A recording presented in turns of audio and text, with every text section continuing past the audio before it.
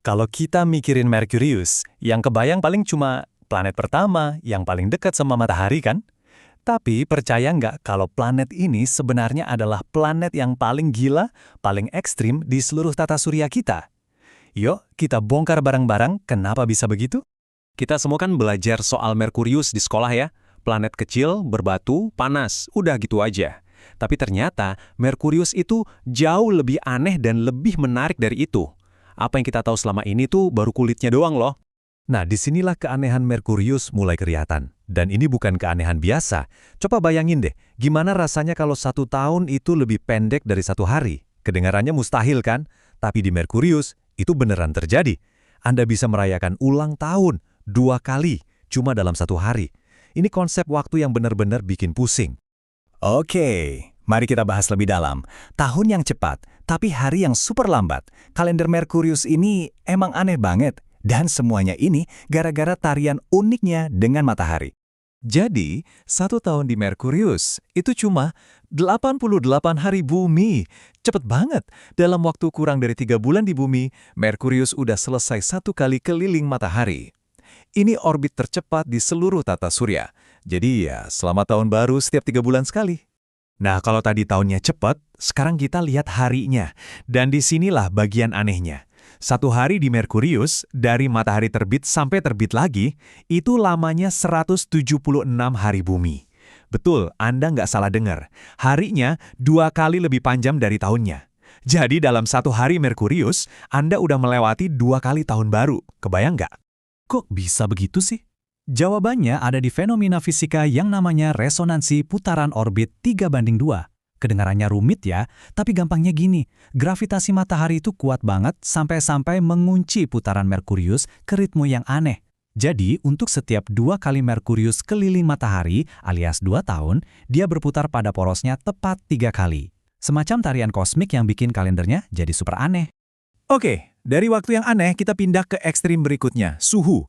Coba deh pikirin, kalau siangnya super panjang, apa yang terjadi sama suhunya? Ya bisa ditebak, Merkurius itu kayak punya 2 dunia. Satu sisi neraka yang membara, sisi lainnya kutub yang beku banget. Terus, kenapa bisa se-ekstrem itu?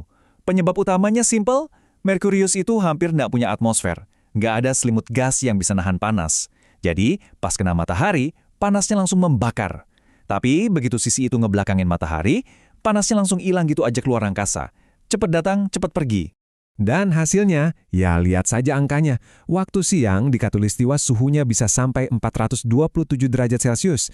Itu lebih dari cukup buat ngelelehin timah. Tapi, begitu malam tiba, suhunya langsung terjun bebas ke minus 173 derajat Celcius. Bayangin, perbedaannya sampai 600 derajat antara siang dan malam.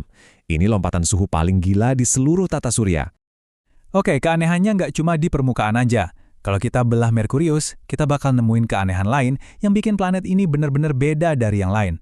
Pertanyaannya, apa sih yang bikin Merkurius ini padat banget? Soalnya untuk planet sekecil itu, dia beratnya luar biasa. Dia planet terpadat kedua setelah bumi loh. Aneh kan? Gimana bisa si kecil ini bobotnya segitu berat? Nah, jawabannya ada di jantungnya. Lihat deh ini gila. Inti besinya Merkurius itu diperkirakan makan tempat sampai 42% dari total volume planet. 42%. Itu artinya, Merkurius itu pada dasarnya cuma jantung logam raksasa yang dibungkus sama lapisan batuan yang tipis. Sekarang, coba kita bandingin sama rumah kita, bumi. Inti bumi itu cuma 17% dari volumenya. Jauh banget kan bedanya? Ini nunjukin betapa nggak normalnya inti Merkurius. Dia itu benar-benar kayak bola meriam raksasa yang lagi terbang di angkasa.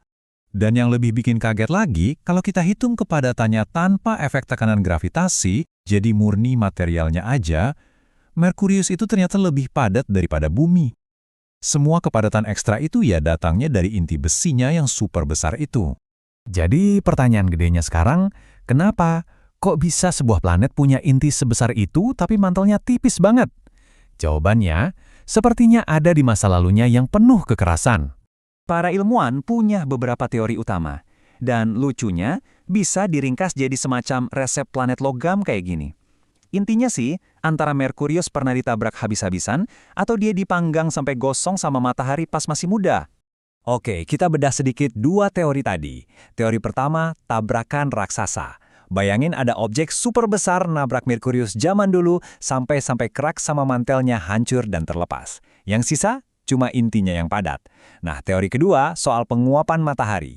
Idenya adalah Merkurius dulu lebih besar, tapi karena dekat banget sama matahari yang masih panas-panasnya, lapisan batuan luarnya itu nguap semua, terus ditiup pergi sama angin surya.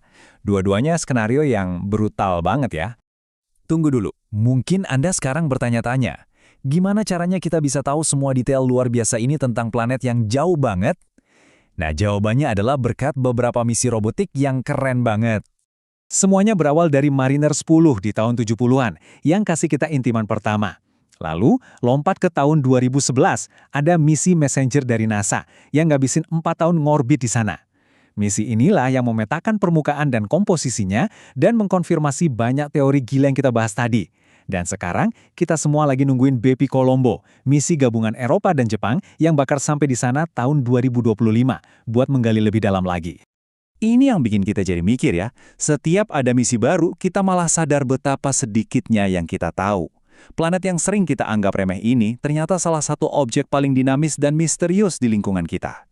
Jadi, misteri apa lagi ya yang bakal diungkap BP Colombo tentang dunia super ekstrim ini? Entah itu soal masa lalunya yang brutal atau masa kininya yang aneh. Kayaknya kita harus sabar menunggu jawabannya.